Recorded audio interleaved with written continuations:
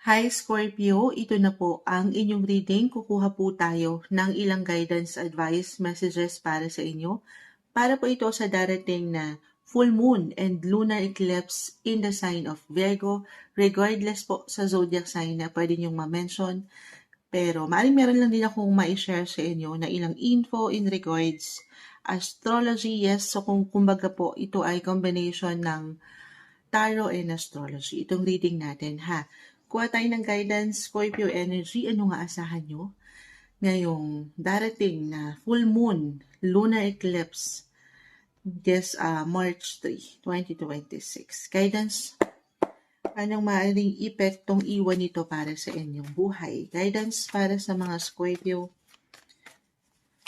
full moon and lunar eclipse na parating ngayong March 3, anong kailangan marinig po ng mga taong ito? Scorpio energy, guidance po para sa kanila. Message. Okay. Scorpio. Knight of Cups, Ace of Cups, the Six of Swords. Alam mo, tayo live na live. Miss City, parang merong gustong bumawi. Parang merong gustong mag-work yung connection. Love. Live na live po tayo sa TikTok ha. Sa love man or work, tayo po ay general reading ha. Okay. Scorpio, ni-encourage ka ng baraha na sundin mo lang kung saan ang iyong mga kagustuhan, kung sino or ano ang tinitibok ng iyong puso. Yes, so tayo po ay general reading, just only take what resonate, depende kung saan kayo higit na nag-iiwan ng prioridad or kung nasaan po ang inyong focus.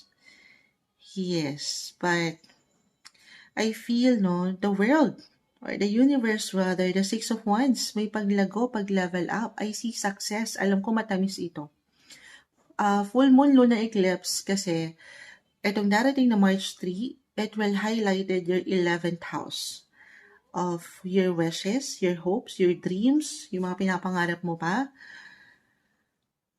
And I see naman na this is something, claim na natin ha, positive. Yung pwedeng iwan sa inyong epekto. Maring maramdaman nyo na may mga, yes, pagbabago, pero this is something for the better. Version 2.0 na ng mga Scorpio ang pwedeng umangat. Parang ngayon pwede nyo higit na maramdaman, lalo pa kung itong mga nakalipas ay parang kayo ay nakahang, stuck up, the Page of Wands, the Hangman, both reverse. Parang hindi nyo, kumbaga ito ay nasa proseso. Yes, guys, maring medyo for some of you feeling nyo, hindi nagiging maganda yung flow. Parang wala kayong chance sa work, sa love. Pero this time, I see na mayroong growth. Unti-unti, lumalago. I-claim na natin, okay? Na meron kayong makukumpleto, ma-achieve, marireceive na good news po. Positive possibilities. Or kung meron kayong tinatapos, kasi see the world, this is a sign of completion. Or Nine of Pentacles, ito na yung resulta na mumunga. Pero reminder lang, Scorpio, especially sa mga bago na yung resulta, yung outcome po ha. At the end of the day, wala po sa mga baraha. Of course, no bashing, just for fun. Small loud din na naman, pero hindi. Kung mga nagsikap kayo, ito kasi talaga yon. Umaangat ang inyong mga imahe, inyong mga public image sa work. Nagtanim kayo ng hindi biro. Maghapong nakayuko. Yes, nagsikap, nagpagod. Ito yun, Eight of Pentacles. Work kung work, grind kung grind. Claim natin ha, sa darating na ito na March 3, lunar eclipse. Very powerful ang mga eclipses, guys. Yes, something will end. Full moon is all about endings for a new beginnings. And I see new beginnings, new opportunities, new chances. Ace of Cups. New love interest or new friendship, new connections, puro new tayo. Yes, lalo pa rin kung parang meron bang magmo-move, for some of you may magta-travel or may mga bago talaga pagbabago sa workplace or sa inyong relasyon. At ito po, ulitin ko, for the better. Okay? Or halimbawa, meron kayong project ngayon. Mas andyan yung puso, pinag-alayan nyo, puro ano dito, yung passion, yung love, creative project ba to? Ayan, I feel na magiging maganda po ang outcome. Yes. Again, yung outcome ha, wala sa mga baraha. Dapat alam nyo rin sa inyong mga sarili na, of course, you have to do your part. Ito yun eh. Sa success ka, sumakses eh.